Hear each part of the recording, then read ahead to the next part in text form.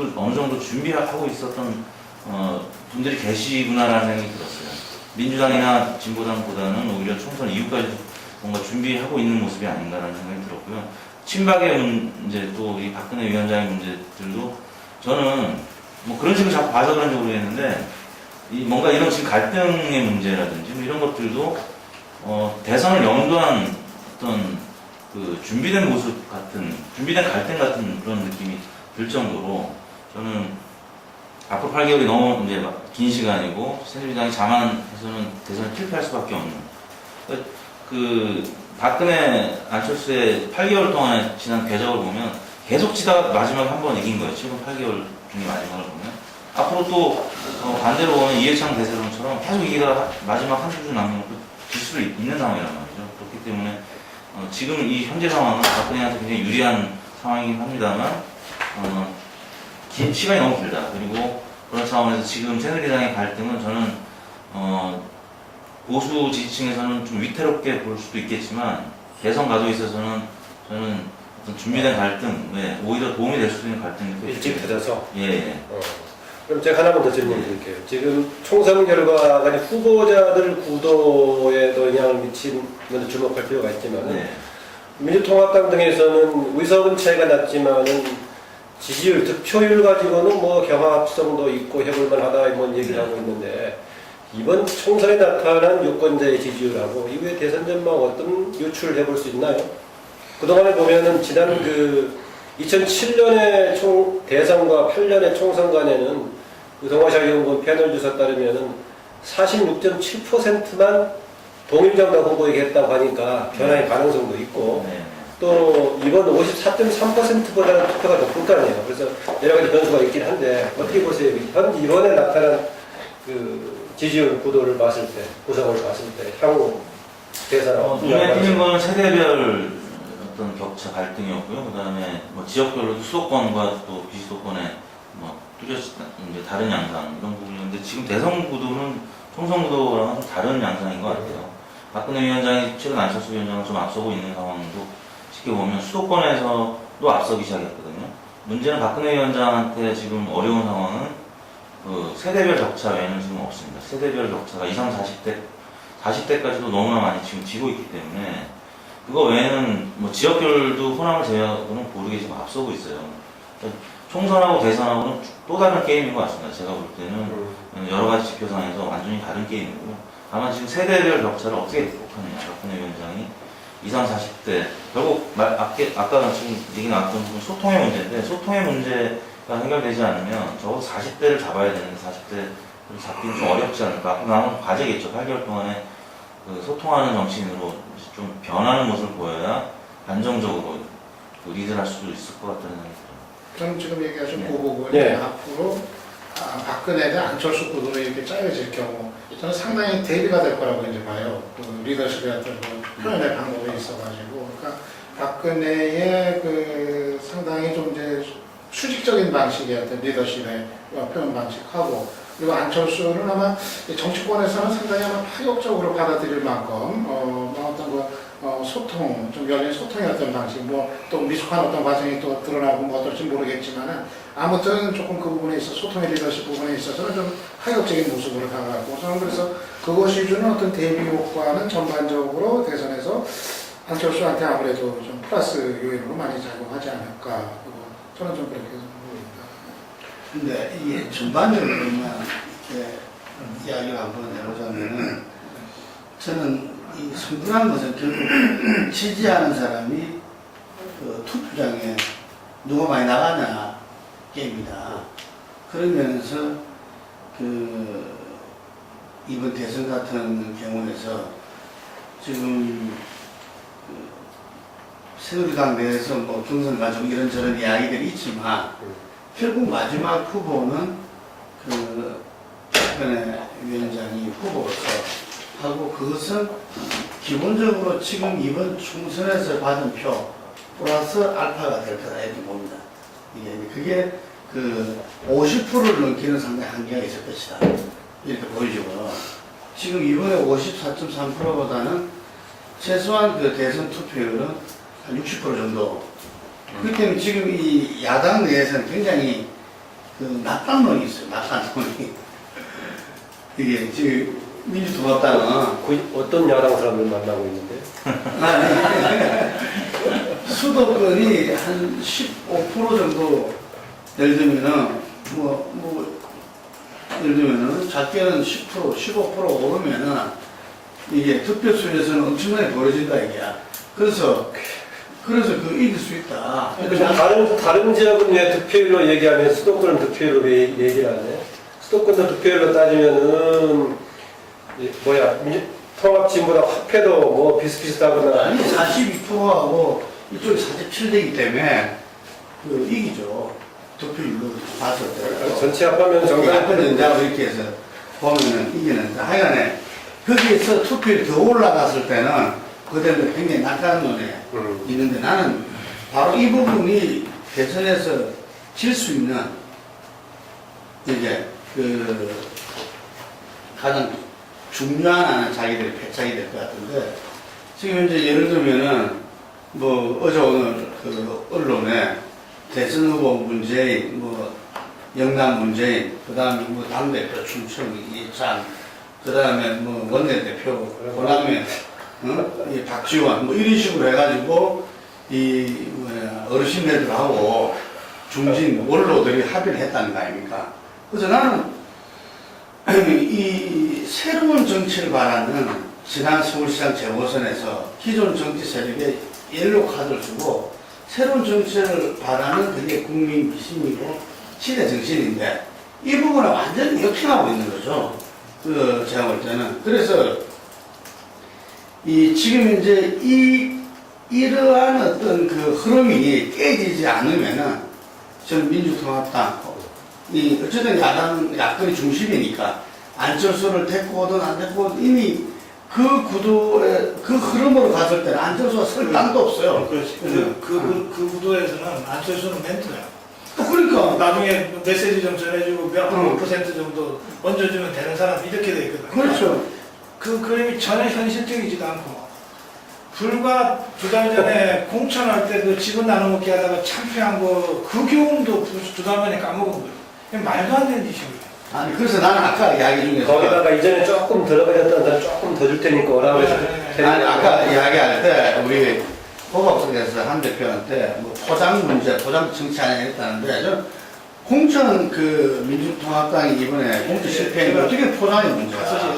실제 내용은 문제였지. 네, 내용과 포장 모두가 어떤 그 문제였던 그게 포장만의 문제는 아니었죠. 이게 그런데 그것을 갖다가 지금 현재 이 낙관론이 있다니까요. 이게 지금 그렇게 그림을 그린 부분들은 그 낙관론에 기반해서 그린다고 이렇게 하면은 무난하게 가면은 이거 이긴다고 생각하는 거예요. 아니 총선 직후에 제가 여러 토론회를 나갔는데요. 우선 뭐 총선 직후니까 질문이 평가 어떻게 합니까 아니겠어요. 그 이게 새누리당 승리, 민주당 패배는 너무나 당연한 거라고 생각해서 그걸 했더니 아니라는 거예요. 정당 투표율을 보십시오. 왜 민주당이 졌습니까?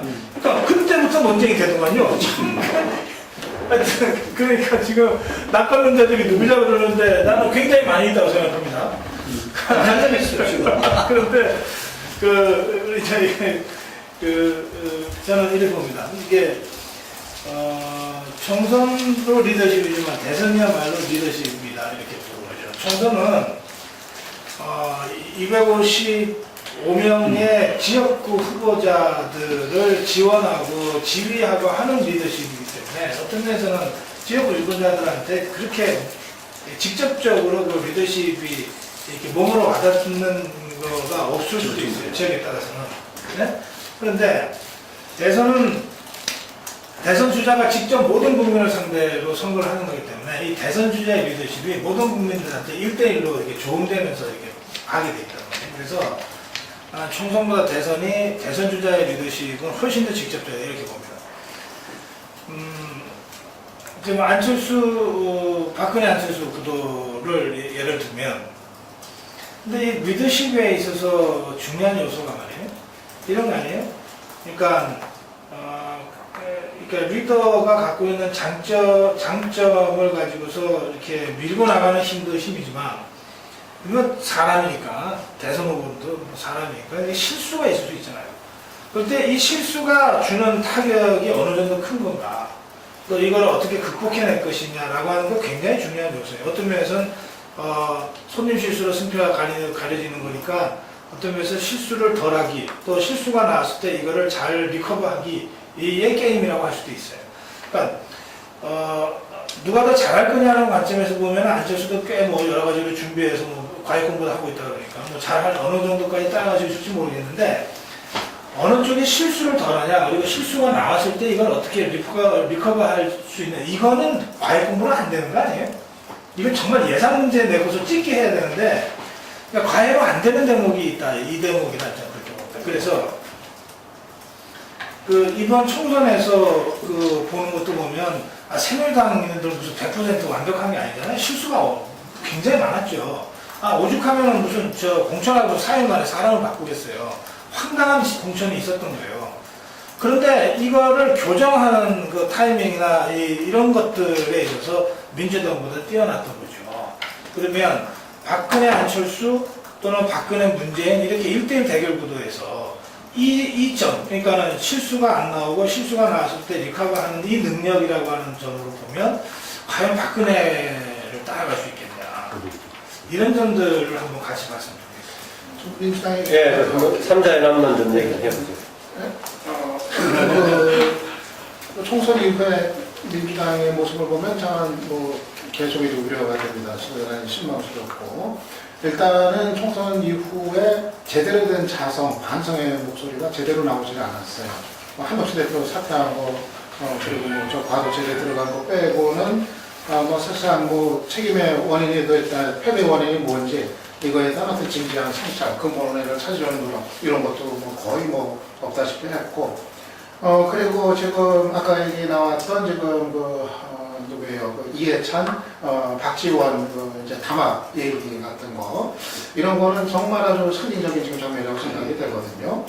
그거가 지금 과연 지금의 시대가 지금 다음에 대해서는 과연 이해찬이라는 사람을 야당의 얼굴로 원하고 있는지, 그리고 또 박지원이라는 사람을 얼굴로 원하고 있는지, 뭐 근본적인 이제 의문이 뭐 드는 건데, 자신들은 지금 그게 DJ와 어떤 노무현의 어떤 연합이다, 이렇게 이제 의견을 하지만은, 지금 국민들은 지금 DJ하고 노무현의 연합 시대를 원하고 있는 건 아니거든요. 지금 DJ 시대, 노무현 시대를 넘어가지고 거쳐서 이제 미래로 가기를, 지금 새로운 야당, 새로운 미래 야당으로 가기를 원하고 있는데, 지금 오히려 과거로 돌아가 버리는 과거 세력의 어떤 그 복원, 이거를 지금 구축하는 이런 걸로 퇴행적인 그런 이제 모색이기 때문에 저는 지금 전혀 지금 민주당이 지금 그 방향을 지금 여전히 지금 잘못 잡고 있다 하는 이제 생각이 드는데, 그래서 저렇게 되면은 저는 민주당이라는 틀로는 이거 대선을 감당하는 게 사실상 불가능하다 이렇게 봐요. 그래서 결국은 외부적인 어떤 그 작용에 의해서 저런 식으로 갔을 때는 저는 전반적인 여론이 결국 민주당 거기에 얹혀가는 문제보다는 결국은 안철수 쪽으로 쏠릴 수밖에 없는 현상이 나타날 거라고 보고, 그러면은 그러한 어떤 그 민주당의 틀이 결국은 해체가 되는 과정, 야권 전체가 어떤 판이 다시 짜여지는 과정, 이거로 그 대선으로 이제 갈 수밖에 없는 거 아닌가, 네, 그렇게 이제 좀 보고, 오히려 저런 움직임이 저는 안철수의 공간을 야권에서 넓혀준다, 지금 저는 좀 이제 그렇게 이제 봅니다. 그런데 지금 거기서 이제 대선 주자로 좀 문제 있다는 게 있잖아요. 그래서 나는 지금 그 이해찬 전 총리가 당대표, 어쨌든 지금 그런 그림을 만드는데 뭐 결정적인 역할을 했다, 이런 말들이 많아요. 저도 그렇게 봅니다. 많은데 저는 이게 지금 민주통합당의 근본적인 한계다, 이렇게 보죠. 이게 이번 총선을 갖다가 이 참표로 안 보고, 그래서 계속 그런 식으로 해서 이만큼 진출했다 어쨌다, 좀 이런 부분 속에서는 그냥 자기들의 가오를 갖다 인정하지 않겠다는 이야기거든요. 우리 이만큼 해왔다. 왜냐면 가오를 인정하면 인정하는 순간에 좀 뒤로 빠져야 돼. 이게 두 앞으로 나올 수가 없지.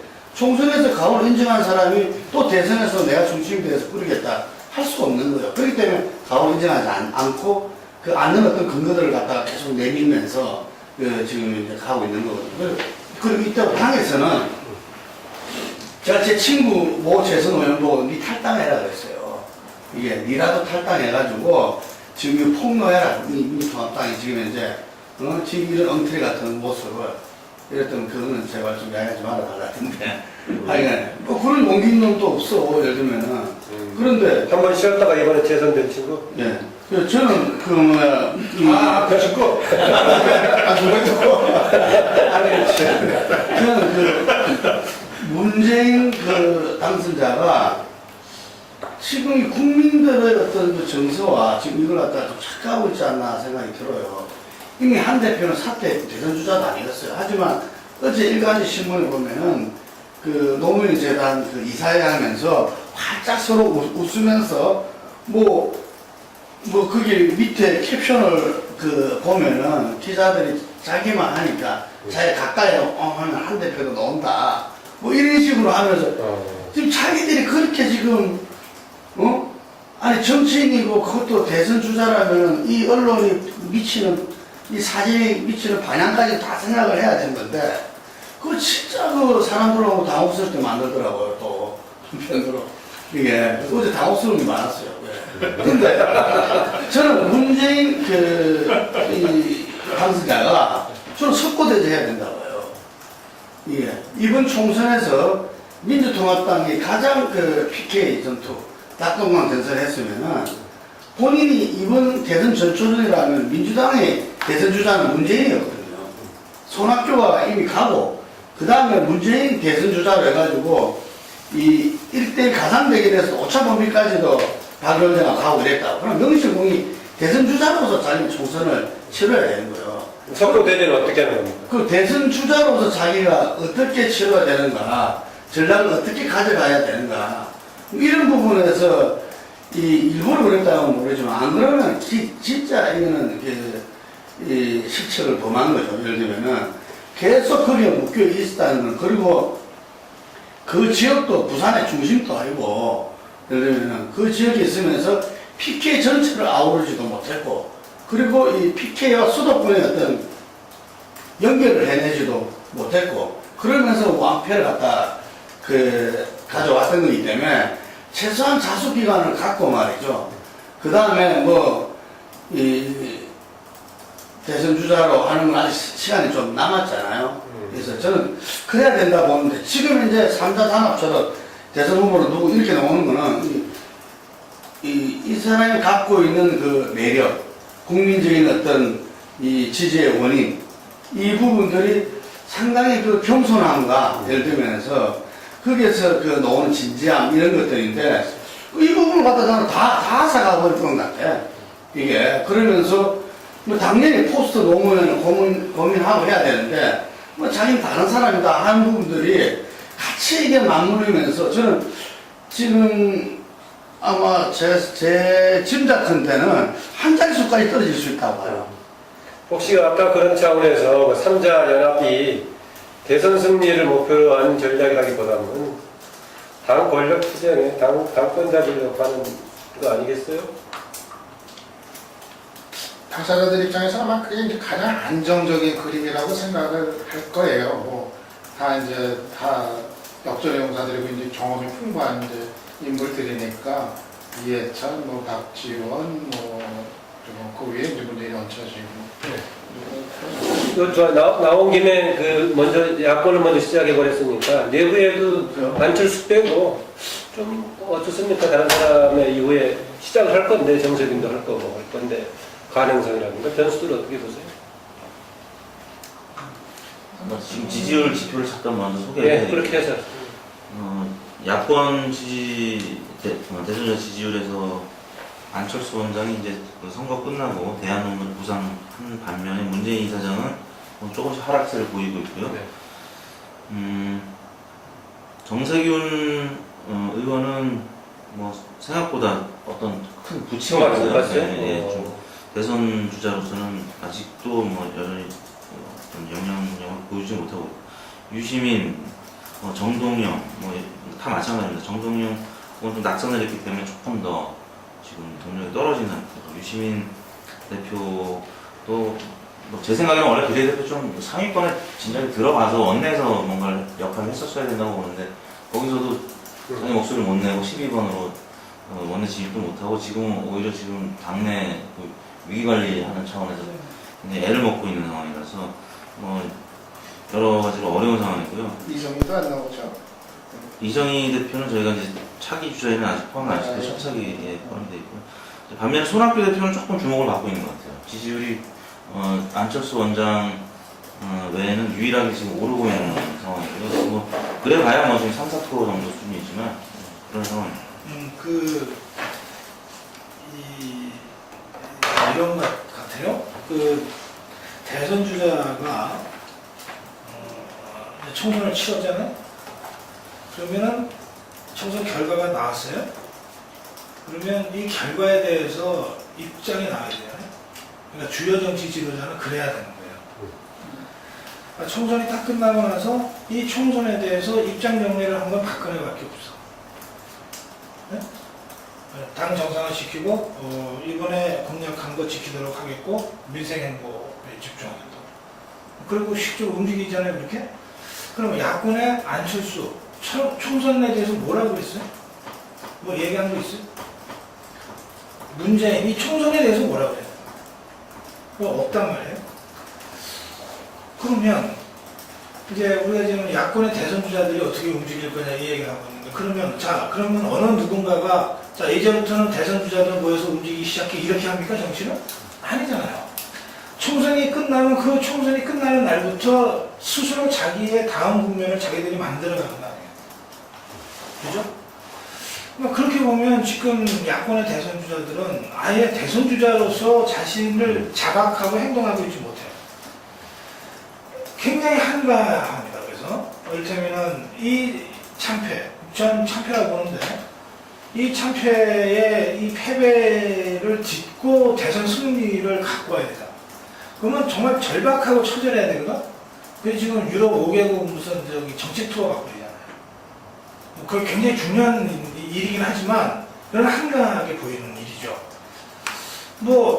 정세균 준비한다고 그러지만 실제로 절박함이 안 보이잖아. 그리고 될 것 같지도 않고 정동은 마찬가지 아니에요. 지금 이게 우리가 예우해 주느라고 이런저런 사람 다 거론하지만 정말 한번 해볼 만하다라고 하는 느낌을 주는 사람은 역시 안철수하고 문재인이에요.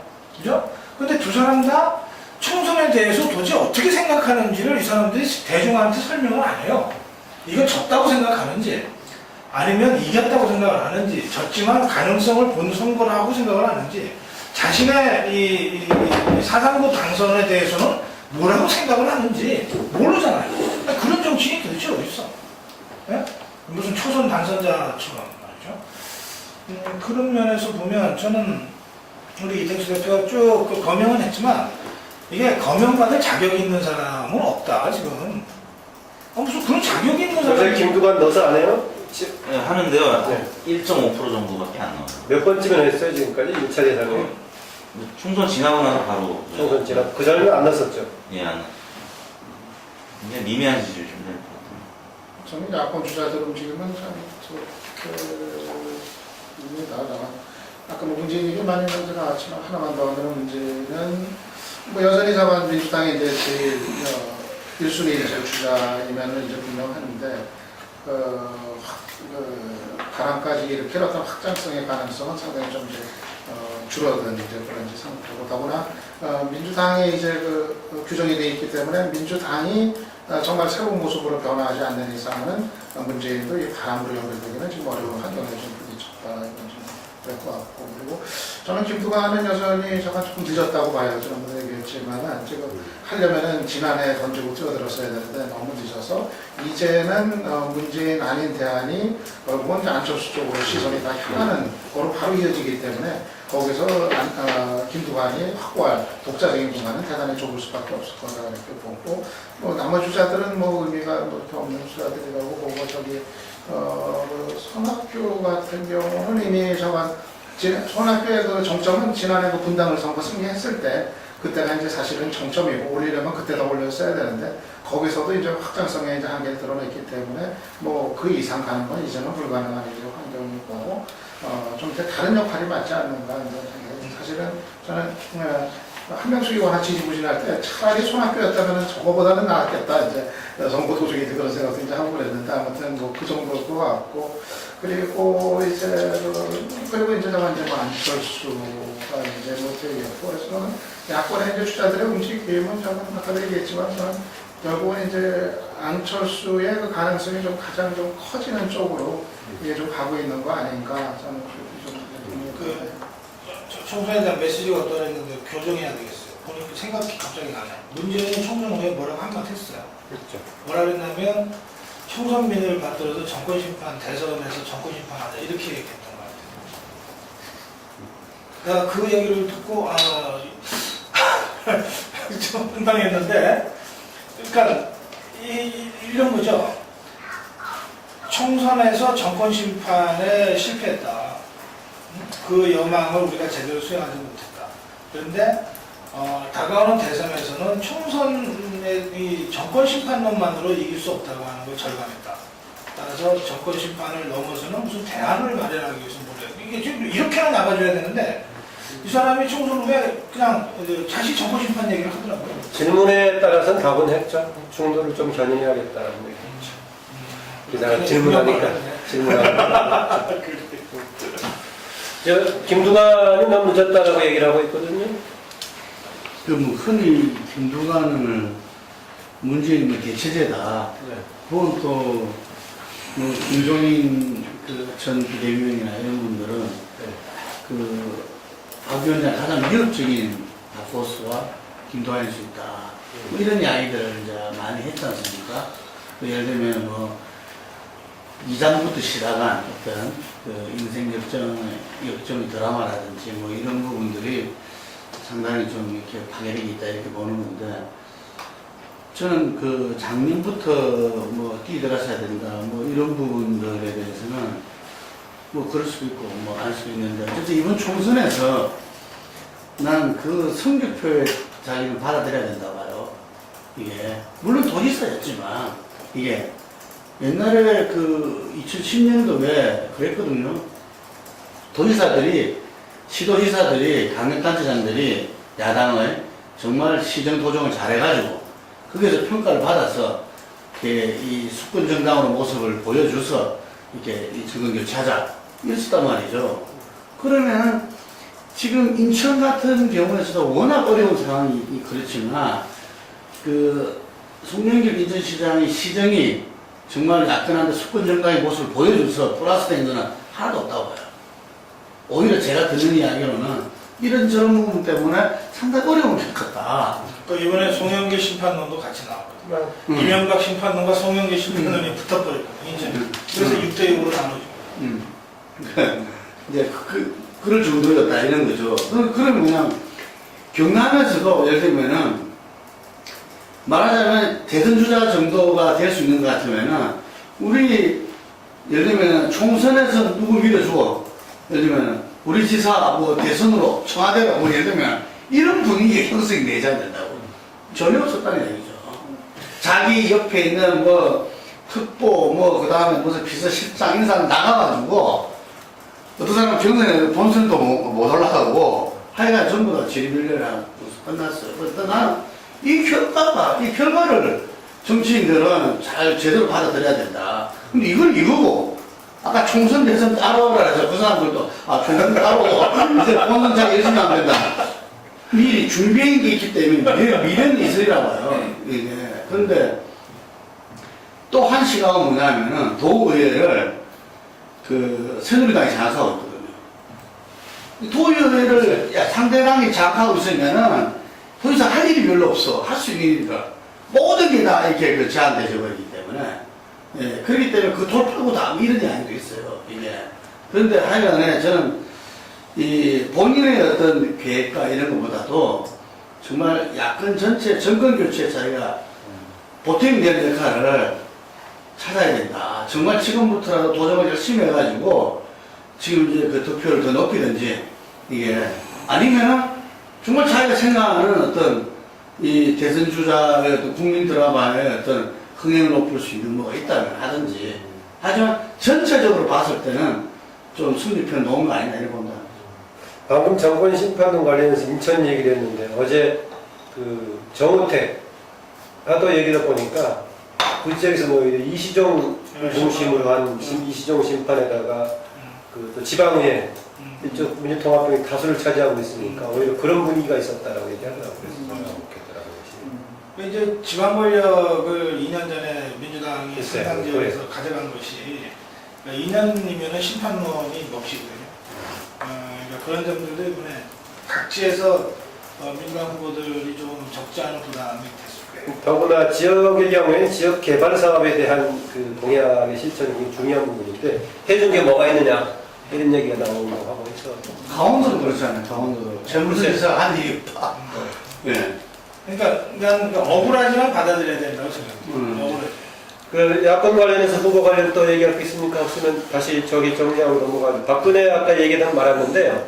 현재로서는 뭐 여러 사람이 나오고 있어도 그대로 굳어질 가능성이 커 보이지만 그래도 어떤 변수가 또 생길 수 있을까? 지금 뭐 경선 룰까지 치고 나오고 있고 또 아니면은 독자적으로 계속 대세를 유지한다고 했을 때 그게 꼭 양만은 아니고 아까 얘기했다시피 내일 당 운영 등에 독이 될 수 있는 단점도 있을 요소도 있어 보이는데 포함해서 하여튼 지금 새누리당 후보군과 박근혜 아까 우리 이야기하다가 네. 넘어갔는데 박근혜 그 권위주의 기다리고 있을 것 같아요. 소통 불통의 그 리더십 문제가 본인 탓도 있지만 또 그렇게 형성될 수밖에 없는 어떤 당내에 그 세력의 어떤 문제도 있는 거 아니냐 뭐 이런 말씀을 하셨는데 제가 지금 그 말 듣고 기억이 나는 게 그 이전에 18대 때 그 공천 못 받아서 나갔다가 무소속으로 이렇게 당선된 친박들이 모여서 만든 게 그 여의 포럼이 있어요. 이게 뭐 한 20분 정도 이렇게 그런 적이 있습니다. 친박연대하고 또 친박연대에서 네, 합해서 네. 만나는 거죠. 네, 거기에서 이제 제가 특강 나와가지고 좀 겪었던 일인데 그 전날인가 이 김무성 그 의원이 예를 들면은 그 무슨 친박해서 하니까 우리가 좀 더 이렇게 발전이고 생산적인 뭔가 정치 그룹화를 만들자. 뭐 이게 이제 굉장히 일명 토업에도 나오고 막 그랬어요. 근데 그 부분에 대한 이제 박근혜 그걸 어떻게 생각하느냐가 중요하잖아. 이게 당연히 기자들은 물어봤죠. 그는 허분 생각이다. 예를 들면 그 한마디로 그냥 땡 돼버린 거예요. 예를 들면은 그러니까 지금 이 거의 다 보면은 이렇게 개별 관계를 하고 있다는 거, 개별 관계. 이게 의원이나 자기 자문 그룹들도 이 자문하는 분들도 이렇게 이게 뭔가 그룹핑해서 논의하고 토론하고 어떤 논의하고 토론하다 보면 뭔가 여기에서도 시청에 있는 힘이 생기고 좀 그럴 거 아닙니까? 그래서 그런 자체를 좀 싫어한다는 거야. 예를 들면은 나는 그 당시에 친박이 정치 그룹화를 만들면은 저게 어쩌면 우리 개파 어떤 다투면서 개파 싸우면서 좀 생산적인 어떤 전파 정치가 될 수 있다. 이렇게 상당히 봤는데 그걸 갖다 한 방에 나는 것도 그렇고 그 한 방에 또 전부 다 깨갱깨버리는 것도 그렇고 그래서 사실 그 이후에 김무성 의원하고 좀 벌어졌다는 김무성 의원이 지금 제가 농담삼아 그랬어요. 거기 갔다가 전부 다 이 치마폭 속에서 막 이렇게 옹기종기만 아니지 그 메시지 해석이나 해서 이래가지고 어떡하냐고 훌륭하신 분들이 처음에 와 웃다가 나머지 웃다가 보니까 좀 이상하다는 침묵이 딱 흘렀던 적이 있는데 아니 그래서 저는 그 부분에서 이 원인이 예를 들면은 기본 어떤 그 문제는 박근혜 위원장 자신한테 있다고 보는 거죠. 지도자 그런 걸 다 우리가 해야 되는데 그러니까 꾸릴망정 꾸리려고 하는 부분도 그렇게 내쳐버리고 이거는 문제가 아닌 거죠. 그 원인이 어디에건 문제를 해결해야 될 일차적 책임이 박근혜한테 있죠. 그런데 박근혜가 그걸 해결하려고 해도 해결할 수 없을지도 몰라요. 이게 자기가 뭐 정치 사람이라는 게 다 사회화되고 오리엔테이션이 형성되어지는 대로 멘탈리티도 만들어지고 아이덴티티도 만들어지고 그런 거 아니에요. 그리고 박근혜는 그 이미 40년 가까이 정치를 아주 가까이서 봐왔거나 한가운데 있었거나 뭐 정치를 이끌어왔기 때문에 그 과정에서 형성된 이 정책 태도와 정향이라고 하는 게 있단 말이에요. 뭐 그게 무슨 저기 누가 주위에서 아이 그거는 별로 안 좋은 것 같으니까 이렇게 고치셔라고 조언을 한두 번 한다고 해서 고쳐질 일은 아닌 것 같아요. 그러니까 그거는 박근혜도 그렇고 뭐 이명박도 그렇고 뭐 김영삼, 김대중은 안 그런 거예요. 다 마찬가지예요. 그래서 이 문제를 지속적으로 제기하는 것과 예컨대 권위주의가 일방적인 리더십으로는 안 된다. 그건 국가 경영에도 도움이 안 되고 당장 선거에서도 이기기가 어렵다. 라고 하는 뭐 문제를 제기하거나 조언을 하는 것은 하는 것대로 하지만 그러나 이걸 이 사람이 잘 알아두고 정말 자기가 고칠 수 있느냐라고 하는 문제는 다른 차원의 문제다. 그래서 1차적 책임이 이 사람한테 박근혜한테 있음에도 불구하고 이 문제를 정말로 고치려고 생각을 한다면 이 문제를 인식하는 사람들이 치열하게 이거를 고치기 위해서 노력하고 행동해 줘야 되는 거예요. 그러니까 새누리당 얘기죠. 무슨 뭐 야당이 그렇게 하라는 게 아니고 국민들이 그렇게 해야 될 이유도 없어요. 국민들은 냉정하게 보고 있다가 뭐 제대로 고쳐지지 않은 것 같으면 표 안 주면 되는 거예요. 그런 걸로 심판해버리면 끝나는 거예요. 지금 이제 한나라당, 새누리당 내부를 얘기하는 거예요. 자, 그럴 경우에 지금 깨갱한 사람들의 문제를 나는 주로 얘기하는 겁니다. 이를테면 박근혜가 문제를 제기했을 때 그걸 잘 알아듣고 수용해서 스스로 고치면 좋겠지만 그렇게 안 될 경우에는 그러면 어쩔 수 없다고 그러고 갈 것이냐. 지금 내가 보기엔 되게 어쩔 수 없다고 그러고 가고 있단 말이에요. 그런 게 공멸이다 이 말이에요. 그런 의미에서 그 새누리당 사람들의 문제도 같이 보자라고 하는 정도의 문제 제기를 제가 하는 겁니다. 네. 됐습니까? 그 다음에 뭐 여튼간에 지금 김문수 등은 별로 변수가 안 된다고 좀 보고 있네요. 지금 상황. 김문수는 변수가 안 되는 것이 아니라 훨씬 더 지금 악화돼 버렸어요. 출마하는 날 분위기는 지사직 던진다는 분위기였는데 하루 만에 지사직 가지고 가겠다고 해버렸잖아요. 황당하잖아요. 어떻게 대선 출마를 그러니까 기자회견을 통해서 했기 때문에 공식적인 대선 출마 선언을 한 거 아닙니까? 그러면 대선 출마 선언을 현직 지사가 했으면 당연히 그럼 지사직은 어떡합니까? 라고 하는 게 첫 번째 질문일 텐데 이 질문에 대해서 하루 만에 말이 바뀌었다는 거 아니에요. 전혀 준비 안 됐다는 뜻이죠. 여기에다가 오늘 이 경기도청에서 무슨 문건 이면지. 예, 이거는 뭐 내용도 좀 천박하지만 무슨 인상기적인 비평 아니에요? 박근혜는 어른공주고 뭐 김문수는 마음이 따뜻한 거. 그걸 도처 공무원들이 그걸 했다면, 네? 그런 걸 하고 있었다면 이게 뭐 한 번 했겠어요? 맨날 하고 있었던 얘기지. 이게 뭐예요? 뭐 맞을 수 있는 말이긴 한데. 아니 그게 수준이 말이에요. 그래서 그러니까 인상기적인 비평이나 그래서 전 밖에 김문수는 더 나갈 힘을 잃어버린 거 아닌가. 그러니까 비방연대도 김문수가 있음으로 해서 뭐가 예의가 되는 건데 내 관점은 그렇습니다. 이재호, 김태호, 뭐 정몽준, 김문수, 뭐 정은창까지 하더라도 역시 김문수가 축으로 서 있을 때 비방연대도 가능한 건데 가장 먼저 깃발을 든 건데 근데 이 사람이 들자마자 일주일도 안 돼서 지금 거의 자멸해버리는 수준 아니냐. 그럼 비방연대도 끝나는 거다. 그렇게 보고 있습니다. 변수가 안 되는 수준이 아니고. 아니 뭐 내가 변수라는 것은 뭔가 당락을 떠나서 이후에 이벤트 진행 과정에서 어떤 상황이 생길 수 있지 않느냐. 경선 무리든 뭐 이거는 가지고. 그래서 한 말씀만 더 드리면 뭐 누가 됐건 도전하고 그래서 무늬만 경선이 아니라 좀 치열한 경선하는 게 박근혜한테도 좋다 이런 생각들이 그동안 좀 대세였는데 막상 김문수가 출마 선언하고 비박연대라고 하는 거가 구성이 되고 막 룰 개정 얘기가 나오고 뭐 그러면서 막 이렇게 하는 흐름을 보면 진짜 이런 경선은 누구에게도 도움이 안 된다 이런 생각들을 오히려 사람들이 하게 될지 모르겠어요. 그러니까 이상돈의 추대로는 사실은 자기 본인은 해명하기를 내가 추대하자고 한 적은 없다.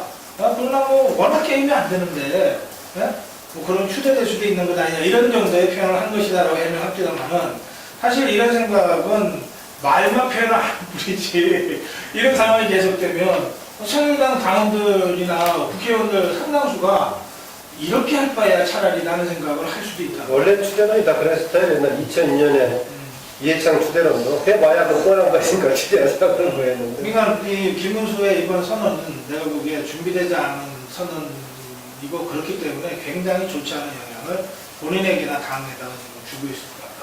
관련 얘기하실 거 있으면 하시고. 근데 그렇긴 한데 또 친박 쪽에서 이걸 또 뭐 신경질적으로 이제 김문수 나오고 막 이제 또 욕을 얘기하고 글쎄. 신경질적으로 대응하는 건 어떤 별로 그렇게 좋아 보이지는 않아요. 그러니까 더군다나 박근혜 위원장까지 직접 나서가지고 직접 그냥 쏘아붙이고 이제 하는 게 어떻게 보면은 그냥 뭐 그냥 내버려둬도 되고 뭐 대세 지장이 없으니까 또 상황에 따라서 경선룰을 조금 고쳐가지고 뭐 어떻게 뭐 비율 조금 뭐 조정을 해줘도 뭐 대세에 아무 상관이 없는 그런 문제인데 그걸 가지고 오히려 이렇게 뭐 신경질 반응 보이다 보니까 오히려 그쪽 얘기를 더 키워주는 좀 뭐 그런 면도 좀 이제 있는 것 같고 아무튼 좀 그래도 추대보다는 뭐 경선 2002년에도 이제 그래도 경선을 했던 건데 그래도 경선이라는 모양새를 갖추는 것 자체가 이제 의미가 있는 거니까 조금 그 들어줄 거 조금 어느 정도 들어주면서 뭐 이렇게 끌고 가는 게 나은 거 아닌가 저는 그렇게 생각이 들어요.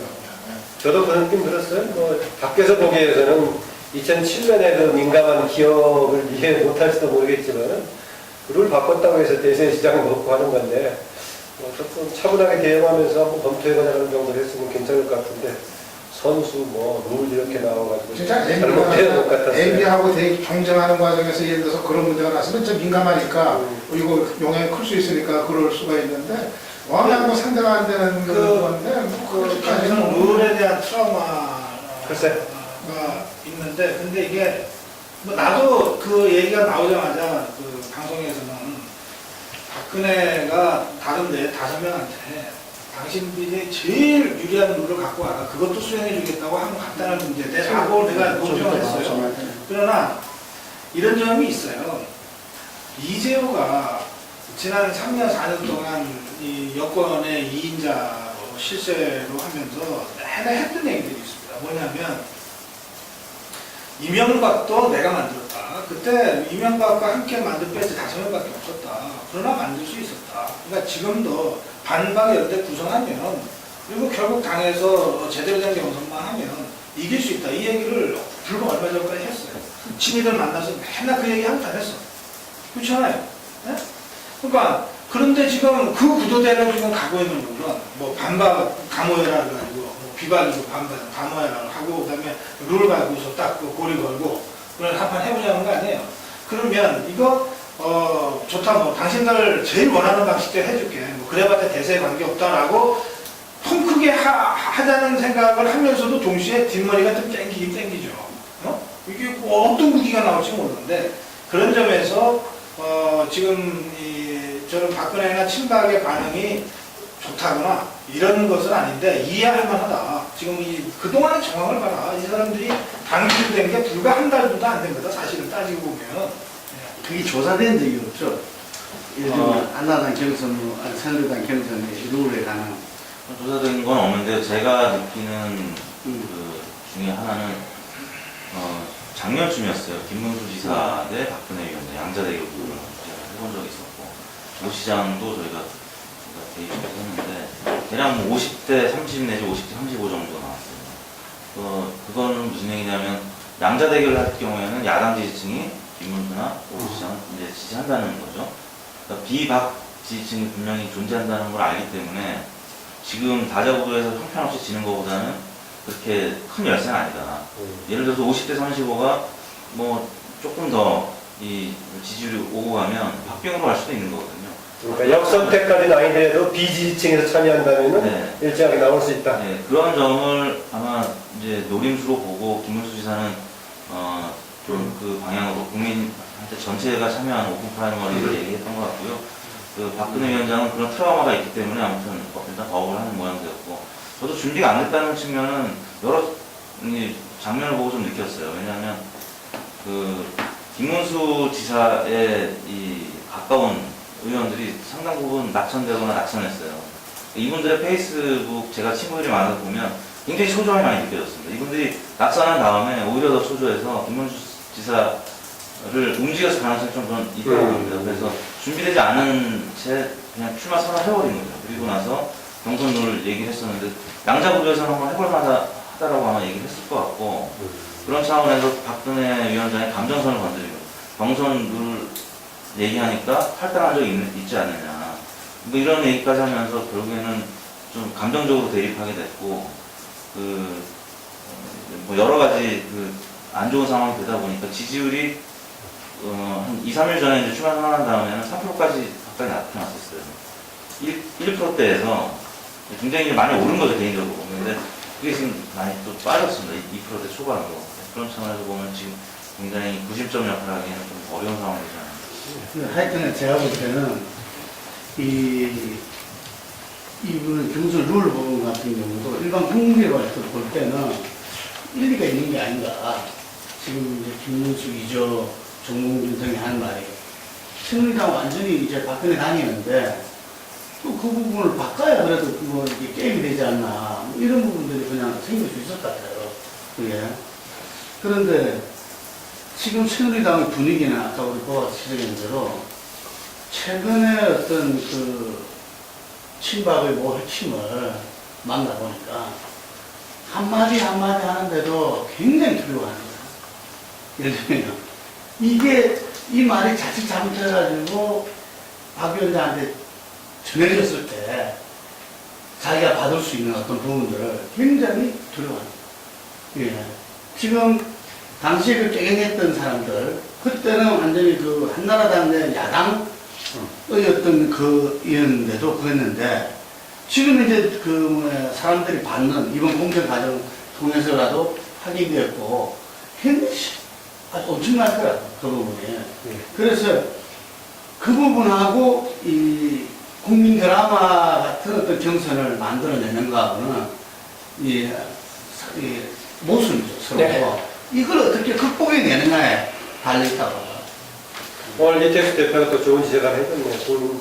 개방 경선으로 갔을 경우에는 지지자 아닌 계층에 참여했을 경우 새로운 또 지지 양상이 나올 수 있는 부분 이기지는 못하더라고요. 50대 35 정도 나갔다는 걸 햇빛이 대충 한마디씩 하면서 마무리할 것 같습니다. 오늘이 우리가 대선 일인데 지금 D-8개월이 시작이 됐죠. 지난 23일 날. 그런데 앞으로 남은 아까 기간 요구 이야기 시간이 없어서 못했는데 그게 마지막에 서로 이야기할 때 네. 이슈 있잖아요. 네.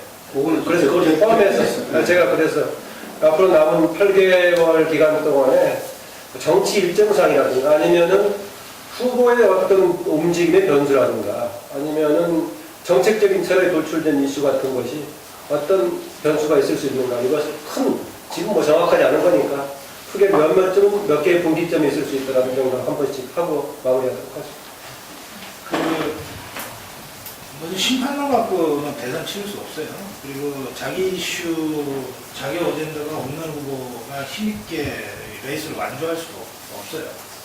저는 세 가지, 두 개의 이슈, 두 개의 어젠다, 하나의 이렇게 표현하고 싶은데, 그러니까 이슈는 복지하고 안보이 있을 수밖에 없을 것 같아요. 지금 여러 가지 상황이 한반도 주단 상황도 그렇고 우리 사회 내부에 이런 것들을 보면 복지는 안보는 대북 관계뿐만이 아니라 국제적인 다 포함하는 거죠.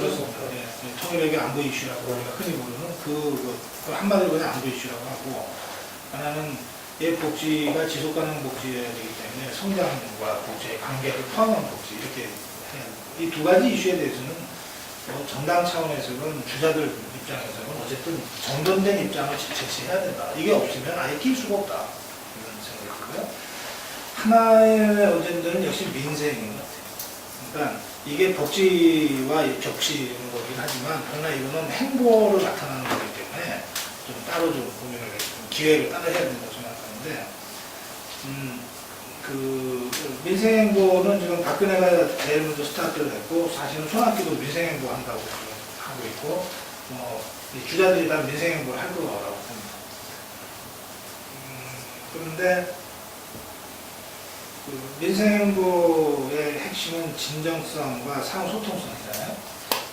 그러니까 우리 박근혜의 제일 부족한 부분을 지금 소통 얘기를 지금 하고 있다면 나는 박근혜가 이게 소통을 해결하기 위해서 갑자기 웃는 얼굴로 사람들하고 대화하는 모습을 보이는 이런 것이 아니라 진정성 있는 민생 행보를 꾸준하게 일관성 있게 함으로써 그 문제를 뚫어낼 가능성이 높다. 그러니까 그런 전략을 구사할 가능성이 높다는 거예요. 이게 성공할지 실패할지 지켜봐야 되겠죠. 마찬가지로 안철수가 지금 많은 인기를 얻고는 있지만 아직 좀 공중에 뜬 듯한 느낌을 주잖아요. 그러니까 현실의 두 발을 단단하게 딛고 있는 듯한 느낌을 안기잖아요.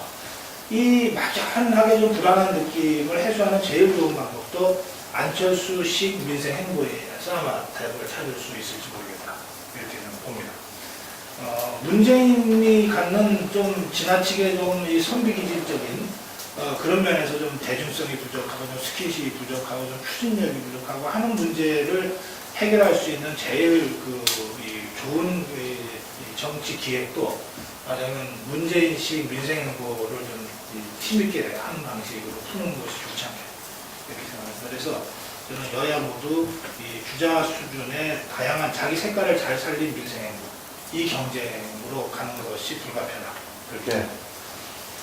저는 이슈는 뭐 아무래도 뭐 선거에서 뭐 야당의 이슈를 먼저 선도적으로 제기하게 되는 거니까 특히 정권 교체를 하려는 입장에서는 지난 총선이야 좀 뭔가 이제 달랐어요. 그때 그랬지만 뭐 정권 심판론이 뭐 여전히 유효하긴 하겠지만 그것만 가지고 승부를 걸기에는 또 이제 식상함이 면을 극과도 이제 드러난 그런 상황이고 아마 그것과 함께 더 중요한 거는 이제 결국은 우리 정치의 어떤 변화에 대한 어떤 그 기대, 가능성 이거를 이제 어느 정도 보여주느냐 정치적 변화 상당히 좀 중요하지 않겠나 생각이 들어요. 2002년 대선에 그랬듯이 아무래도 그 부분이 이번에 상당히 좀 중요한 부분이 되지 않겠나 그런 생각하고 그리고 이제 대선 레이스 이제 시작이 되는데 저는 지금의 그 현상을 현재 질서를 보정하지 않는 쪽에 유리한 쪽으로 가지 않는다는 봅니다. 새누리당도 지금 당이 완전히 박근혜 당으로 굳어버렸을 때 그때는 저는 상당히 그 대선까지 역풍의 가능성이 대단히 커진다. 모든 거를 박근혜만 바라보고 박근혜가 일사불란하게 끌고 가는 당의 모습이면 대선에서 높은 지지를 얻기는 어렵지 않다는 말을 보고 민주당 역시도 지금 과거 질서의 어떤 복원을 머무르는 그런 수준 가지고는 역시 뭐 대선에서 뭐 승리 기대하기는 좀 어렵고 아무튼 저는 뭐 그것이 새누리당이든 민주당이든 또는 제3의 세력, 기존 정당 밖에서든 간에 어떤 그 현상을 좀 변화시키는 아마 그런 적극적인 모색이 있는 쪽으로 저는 좀 가장 민심이 좀 가지 않겠는가 생각을 합니다. 네. 김 대표님. 네, 좋습니다.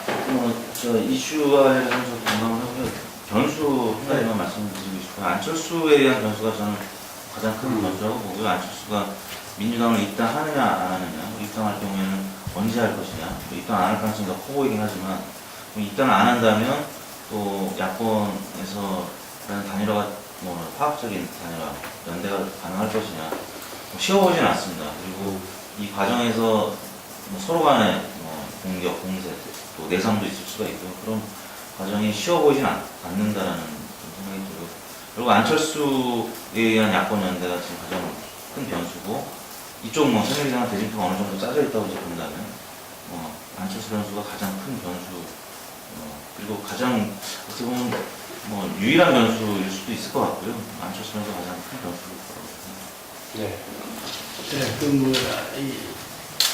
조금 추상적일 수 있지만 우리 이 유박사님 이야기한 대로 제가 생각할 때는 좀 새로운 정치, 또 새로운 대한민국과 누가 구체적 비전 대안을 제시할 수 있는가, 그것을 국민들한테 인정받을 수 있는가, 이 문제라고 봐요. 그러니까 박근혜 위원장이 어떤 새누리당으로 변화하면서 일정 정도 인정을 받고 효과를 보는 게 총선 승리였다면은 이후에 지금 있어가지고 어떤 40%의 대세론 속에 안주하다가 깨진 어떤 예창의 어떤 각오를 갖다가 그걸 극복해낼 수 있을 것이나 하는 부분, 그리고 어떤 이 새로운 시대의 어떤 리더십으로 이렇게 드러날 수 있는가 하는 부분들이 관건이라면은 야당 쪽 같은 경우는 안철수라는 어떤 변수를 포괄한 어떤 이 2002년 같은 국민 드라마를 갖다가 만들어낼 수 있느냐 부분과 아울러서 큰 정당으로서 국민의 어떤 마음을 이렇게 사로잡을 수 있는가 상당히 불안한 요소들이 많거든요. 이게 공동정부라고 이렇게 내걸었을 때 그 공동정부에서 예를 들면 상당히 그 불안한 요소들이 많단 말입니다. 예를 들면 이게 그래서 그런 부분들을 갖다가 어떻게 그 해결하고 정권 교체를 이뤄낼 수 있는가 요 부분들이 간단히 하는 거죠. 네, 대강 얘기가 나온 것 같습니다. 아까 말했던 안보하고 민생 복지 이런 부분에서 또 하나 새로운 정치 역시 이분도 안철수가 그걸 담을 수 있는 사람인가는 모르겠지만 안철수 현상으로 나타나는 그런 부분은 새로운 정치 이런 기대가 포함되는 것 같습니다. 이걸로 마치겠습니다. 더불어서 아까 그 얘기하신 것을 한번 삼자 나눠먹기 삼자 연합 가지고는 민주통합당 대선 미래 없어 두 사람 이름 넣어 기사 써야겠네요.